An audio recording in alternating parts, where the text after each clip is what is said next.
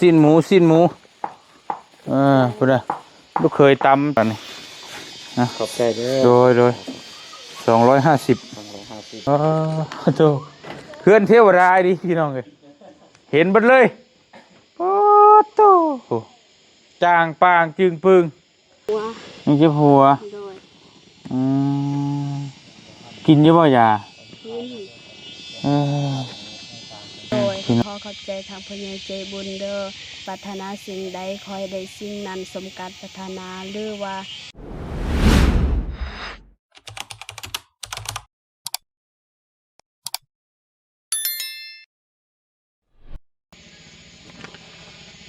เอาพี่น้องเห็นเนาะ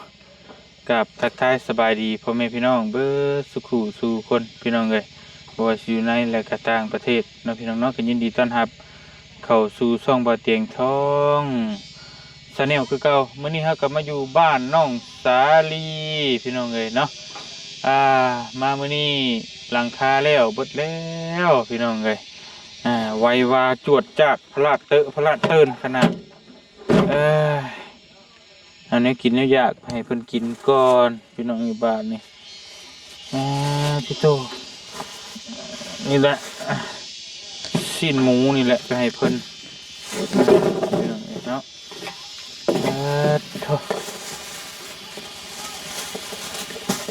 ในถั่วดินหรือว่าถั่วลิสง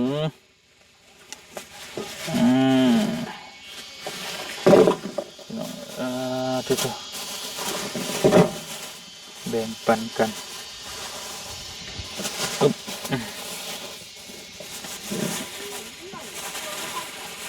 เอา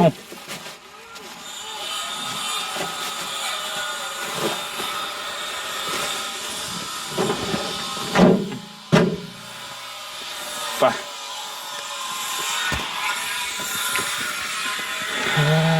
ตรวจจัดไป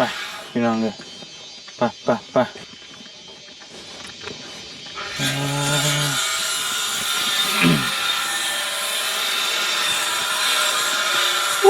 จวดขนาดเนาะ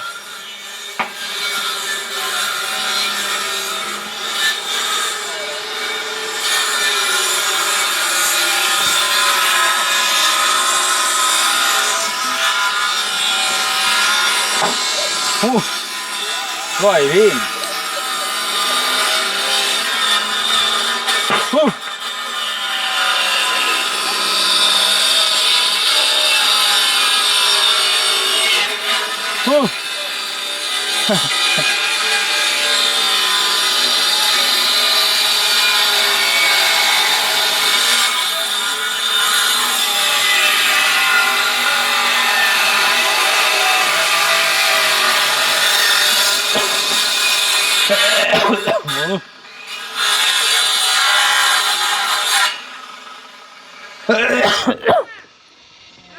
ว้า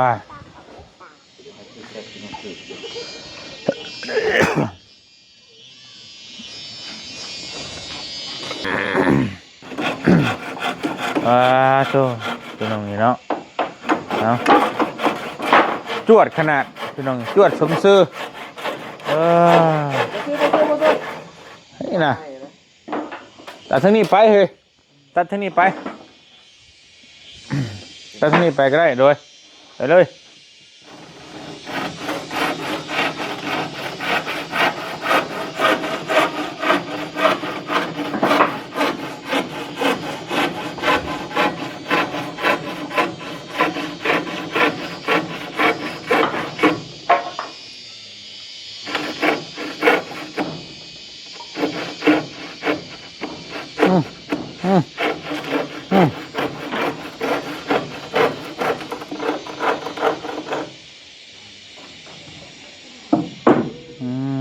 โอเค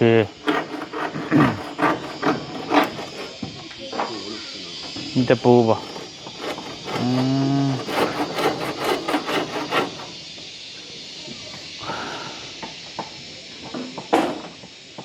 เอาพี่น้องเห็นเนาะสบายดีเด้อตั้งแดงเด้อ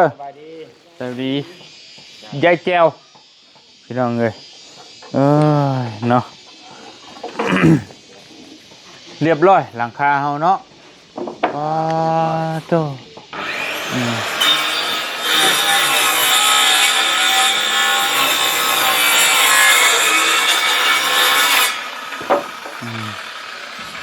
เรียบร้อยเรียบพี่น้องเลยใช้ทางขึ้นอยู่พุ่นบ่ไปขึ้นเบิ่งก่อนใช่ไปขึ้นเบิ่งก่อนเอาเจ้าเอานี่เอาไปเฮ็ดกินชุพุ่นไอ้สร้างกินสิ้นหมูพุ่นน่ะลูกเคยตำแจ้วท่าอยู่พุ่นเศร้าโกบ่ได้มาบ่มื้อนี้โอ้ยเนาะ มาพี่น้องเลยไปจวดจัดสมซื่อยีพี่น้องเลยจวดสมซื่อโถกวงใหญ่ไพศาลเนาะตีนกานอนรถแบบนี้นะใช้อันนั้นได้ใช่เพื่อนไปใช้ไอ้โอ้เราเมื่อบ้านเพื่อนล่าล่ะอ้าวสร้างว่าแท้ปานนี้นะขอบใจเด้อโดย250มาฮะ200ถั่วต้มเด้อพักเบรกก่อนพี่น้องเลยพักเบรกกินถั่วกินอันนี้ก่อนโธ่พ่ออยู่บ่เป็นปู่คิดว่าเอาตัวหน่อยเข้าไปก็บ่พอยังบ่พออีกยังบ่พอโธ่พ่อกับประมาณ20แผ่นหรือ10แผ่นนี่แหละโดยใส่เบิดนี่คิดว่าประมาณเท่าใช่ไอ้ครับที่เขาอ่าน50แหละฉันหมดนี่50หมด8,000ยัง4แผ่น5แผ่น50แผ่นยังของหนึ่งของไปเบิดใหม่นี่คิดว่าฮอดบิดป่ะนี่ไม่หันบ่แม่บิดนี่ฮอดเกือบครึ่งพอแล้วเนาะประมาณห้องหนึ่งประมาณ10ปลายนะ10ปลายแล้วไม่เส้นบัดนี้ตั้งบัดนี้ก็ในหันก็สิบ่พอเบิ่งเพราะก็ขันน้ำมันนี่ซื่อนะมันตัวห้องนี้บ่คันเลยเนาะใช่บ่ขันได้สิบ่คันบ่จะเฮ็ดแบบใดล่วงเลยวะล่วงเลยบ่ล่วงยาวบ่ล่วงยาวก็ได้คือกันล่วงยาวเลยก็ได้บ่มีงบเลยมันบ่มีงบก็คันไปเฮาะยาวเลยเฮ็ดนั่นเลยแล้วเพิ่นก็เอามุ้งมอนคันเนาะอันน่ะคันว่าเรามีงบก็ซื้อไม้แปลนมาคันก็ได้บ่อันนั่นเลยก็ได้ดอกบ่เป็นหยังดอกบ่ไม่เป็นอัพก็ได้บ่ไหวเลยพี่น้องใหญ่โล9เมตรนี่ครับมันบ่ได้น้อยได้9เมตรเครื่องมันก็บ่พอตอนนี้นั่นยังขาดอยู่วงกบนี่ก็บ่มีบานก็บ่มีไม่เซลล่าแอมก็บ่มีอีกขาดอยู่หลายอย่างไม่สิแปลนี่บ่พอ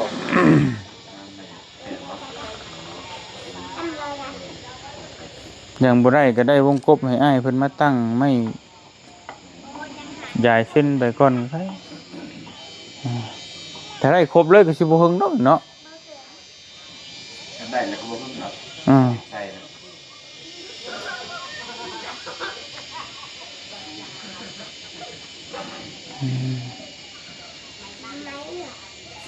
แต่ว่าก็นี่ขาดอีกหลายอย่างอยู่พี่น้องมีเส้นมาพี่แล้วก็เติบหนึ่งวงกบขั้นบางงบมันบ่พอมันเกิดที่ทางบ้านโดยแม่นประมาณนั้นก็ได้ตู้3นี่3ประมาณนั้นแหละ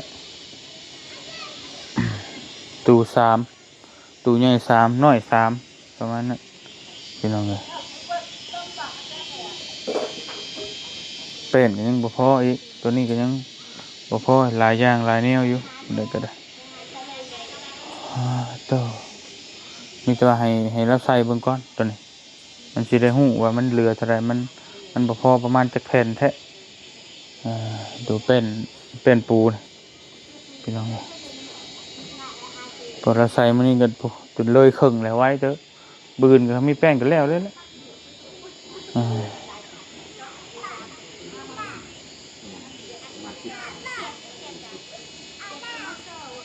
พอได้นอนแล้วบัดนี้เนาะสร้างขึ้นมานอนพี่แล้วบัดนี้นอนนี่ก็ได้เถอะแต่มันก็เบิ่งสูงอยู่ก็คือบ่สูงทางนี้พี่น้องเนาะทางนี้เพิ่นบ่สูงว่าดินมันสูงเด้อมาคอยทางนี้บาดโธ่เพื่อนเทวดาดิพี่น้องเอ้ยเห็นเบิดเลยโอ้โธ่จางปางจึงปึงกินลมชมวิวคักขนาดผู้ใดกายไปให้ไปหน้าเห็นเบิดนะนี่โอ้โธ่คักเรื่องพี่น้องเอ้ยโอ้เนาะ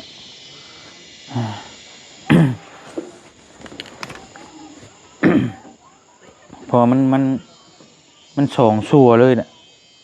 สองซัวเกือบสองซัวต่อกันเลยเป็นหนังเลยมันลดเปลืองเป็นที่ดูง่ายไปเลย12 ต้น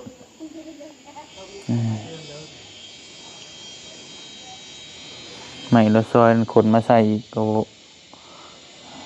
กับพอเก็บใส่น้ำมันแล้วปอกแป๊กไปแล้วมันสุดสำไรก็จังหามาตืมกินได้เด้อถั่วต้มยังชื่อสิ้นหมูไม่เพิ่นยังให้เพิ่นเฮ็ดจนกินข้าวกินน้ำพี่น้องเลยหลังคานี่เรียบร้อยแล้วผมมีหัวเนาะหัวกับใครแล้วคนอยู่นี่อยู่คนแก้ไขเองเลยพี่น้องเลย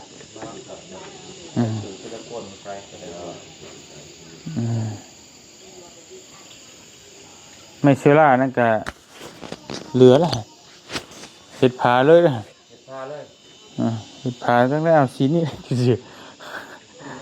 เอาหนาใหญ่ขนาดนี้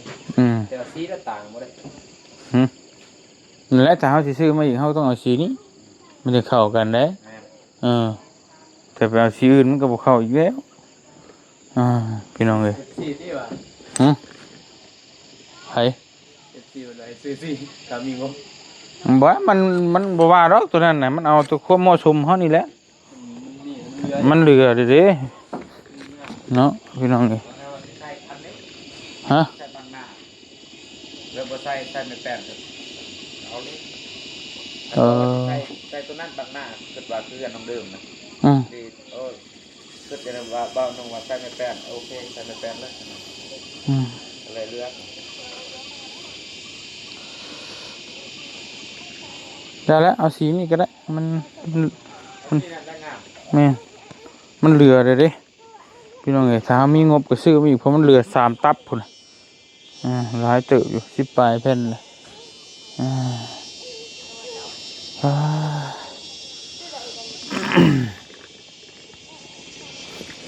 แต่ว่างบบ่พอเบิดแล้วพี่น้องเอ้ยแต่ก็เหลือหลายเติบอยู่ได้เนาะยายใช้ขนาดที่พอได้อยู่มั้งเส้นมันเลยอาจจะพ่ออยู่หรอกแม่ให้มันเฉลี่ยใช้กันนั่นแหละก็มีแต่ว่าสีหาวงกบมาแล้วมาก่อนพี่น้องเพราะตัววงกบนั้นสำคัญให้เพิ่นยายก่อนพอบานนี่เขามันแล้วเบิดทุกอย่างเลยเขาจังคอยติดน้ำหลังก็ได้แบบนี้เขาคอยหาน้ำหลังก็ได้ตอนนี้ยังขาดวงกบแล้วกับแม่เชล่านี้ เชล่านี่ก็จักประมาณจักแผ่นบ่อยใส่รอดไปแม่เชล่าได้แล้วรอดไปเพื่อนเดิมยัง130เนี่ยกับ105 106บัวบ่พอบัวมี200 ป้ายคุณแหละ ขั้นห้องมันก็ไม่แน่อีกมัน บ่คันแล้ว คันเลย บ่คัน กับประมาณนั้นแหละ บ่คัน บ่คันเนาะ มันบ่มีนี่แล้วเฮ็ดได้ใช่เนาะอย่าว่าแต่คันเลยแล้วสิเอาพากระตาดมาใส่ขึ้นนิดหน่อย ถ้ามันบ่มีเฮ็ดสิได้มันหลายดีเด้ตรงนี้เนาะอันนี้ก็งบพอเพิ่นมีแต่พอเพิ่นผู้เดียวบ่ไหวพอเพิ่นก็แล้วก็ผู้ใหญ่ใจบุญท่านอื่นก็เพิ่นก็ช่วยมาตื่มกันเล็กๆน้อยๆนั่นแหละกับผู้รักนี่ก็พ่อเพิ่นเด้อบ่แม่นง่ายๆไปแล้วแจ้วเอ้ยไปหารับจ้างเสียหญ้ามันได้ไปมันบ่พอได้เฮือนนี่บ่พอแล้วก็จะหมาดคอแท้ลูกเคยเฮ็ดจังเด้น่ะเผาหยังน่ะพากันเฮ็ดหยังเฮ็ดกินเฮ็ดกินมาเฝ้าน้องสลีกินพี่น้องเอ้ย เปิด สบายดีล่ะ โดยสบายดีนะเบาเตียงโดยสบายดีผู้ใหญ่ใจบุญและ FC ทุกท่านหรือว่าอยู่ในลาวและไทยและต่างประเทศก็ขอสวัสดีสบายดีเด้อเบิร์ดสุขุทุกคน อยู่ในบ้าน FC อยู่บ้านคือกันเด้อสบายดี โอเคกำลังเฮ็ดอยู่เฮ็ดกินอยู่ติ โดย ต่อมาพี่ก่อนแจ้วเอ้ยจักหน่อยมีเหตุด่วนเหตุร้ายสิแจ้งออกมาข้างนอกคุยก่อนเด้อต่อ เป็นอะไรใครเนี่ยบ่สบายละ มันเจ็บหัว ยังเจ็บหัว โดย กินเยอะบ่ยา กิน พี่น้องเลยกินอยู่กินทุกมื้ออยู่สิ โดย พี่น้องเลย มีแต่ว่าทั้งเป็นบัดอยู่บ่ โดย สบายเนาะพี่น้องเนาะเฮ็ดได้สบายนี่ทางบ่อเตียงก็มาแจ้งข่าวทั้งน้องทั้งเจ้าเพิ่นเพราะว่างบทางบ่อเตียงก็เบิดแล้วทางบ่าวนุ่งก็เบิดแล้วงบนี่ซำนี้แล้วนอนได้บ่ซำนี้ฮะนอนได้บ่ ได้ ได้อยู่เห็นได้แฉมันเบิดเลยมีแต่ให้สร้างปูเป็นปูพื้นแล้วก็เอาผ้าบัดมาอ้อมมันก็นอนเนาะมันเบิดงบไปดิพี่น้องเลยเดี๋ยวไปหาเชียร์เนี่ยมันรับจ้างเขาได้อยู่บ่ ได้ อ๋อจะได้ก็ไปได้มันบไหวได้เนี่ยนี่ได้ โดยเสียงคอยใช่ เสียงคือคอยใช่ปะโอ้ยแล้วแหละเนี่ยนี่ ทางบื้นกับพี่น้องเลยพี่พิมพ์เพิ่นฝากเงินมาให้บ่เตียงให้จ้างคนไปเชียร์หญ้าเชียร์หญ้ามันให้ทางน้องเดิมแต่บ่ฮู้ว่าสิไปนำไหวนี่คิดว่าถ้าน้องสาลีไหวว่าอันบ่ไข่ให้น้องสาลีไปนำให้มีอยู่บางช้างแต่ว่าเพราะว่าไข่ครับไหวอยู่บ่ ไหว ตัวห้างเบิ่งบืนเนาะ โดย ถ้าบ่ไหวก็บ่ไปให้บอกน้องหานน้องเฮียนนี่แหละว่าเพิ่นอยากได้เงิน โดย เพิ่นสิจ้างมื้อละแสนน่ะนะไปเชียร์หญ้ามัน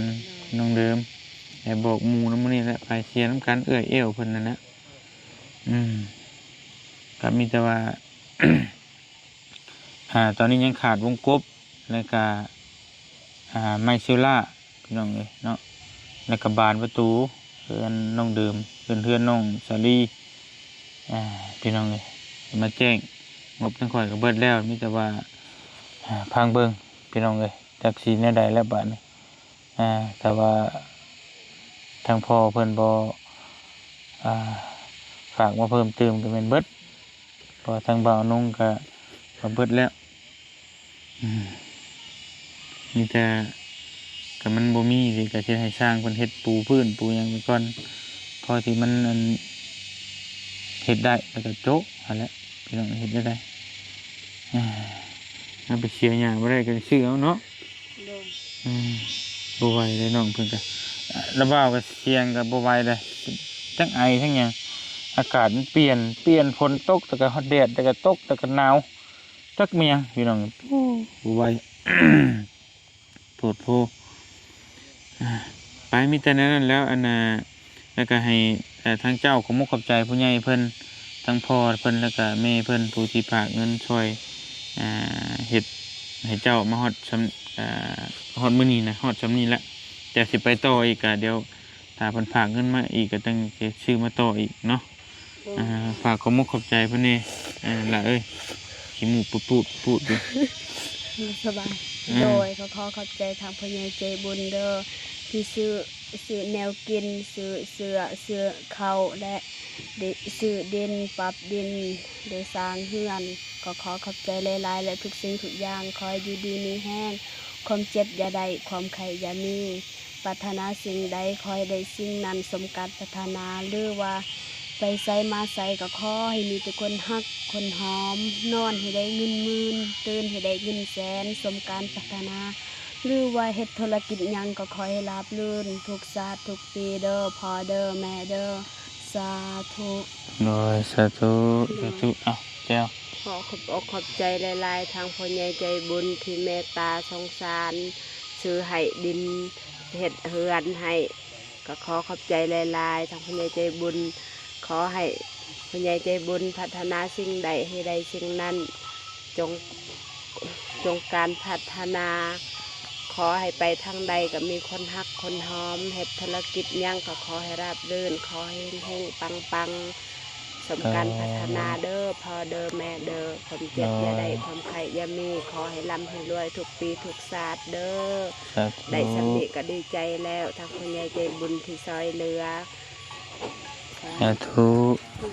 มันไปบ่ได้ดีก็พยายามอ้อมหมอเนาะอ้อมหมอแล้วก็นอนแต่ว่าเอาพาไม่กระตัดมันบ่พาไม่กระตัด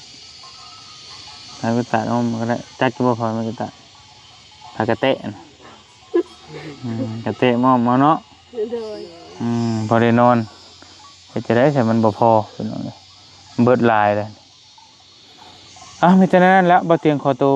เดินทางไปต่ออีกก่อนพี่น้องเอ้ยจะได้ก็ขอขอบคุณขอบใจทั้งพ่อใจบุญแล้วก็ FC เบ่ทุกคนที่ฮักแพงแล้วก็ซอยน้องสาลีมาฮอดทุกมื้อนี้เนาะแต่เวลาสุดก็งบเบิดแล้วพี่น้องเอ้ยจะได้ก็